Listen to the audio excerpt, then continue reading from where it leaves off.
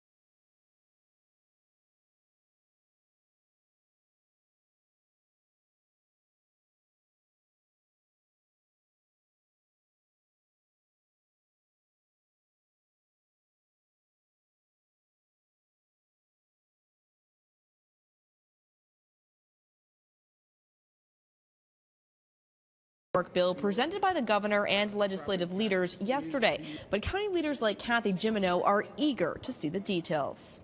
If the state wants to get property taxes under control, if they want them to be more comparable to our neighboring states, then the state needs to provide the mandate relief that was promised when the property tax cap first came into existence. The cap was created in 2011, and since then, advocates say it saved homeowners roughly $800. It's estimated those savings would increase to just over $2,000. But Jimeno says, what about local governments, which, according to a recent report, the state relies on for 15% of its revenue, well above any other states in the nation. You spend more than you need to. And perhaps if the state is responsible for paying all of their bills, then they will realize that the taxpayers in New York State cannot spend at the level that the state wants them to. It is what it is, and I love New York, and I'm not going to be moving to Florida.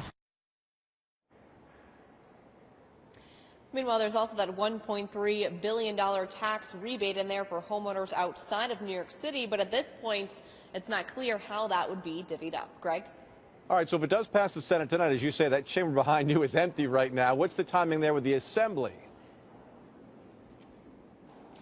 Well, it's clear that the Assembly will at least be back tomorrow as they have gone home for the day. But in the Senate, if they do pass this today, it would have to be passed with a message of necessity in order to bypass that 3-day aging rule. But a lot of the lawmakers in the Assembly have told me they want to read this legislation before they vote, so it's still unclear how much it would rest in that House. Meanwhile, remember, every day that the full legislature is in session here at the Capitol, it costs taxpayers more than $34,000 in per diems alone. Back to you, Greg. Yeah, the meter's running. Thank you very much. Kimberly Howard reporting live from the state capitol. Liz?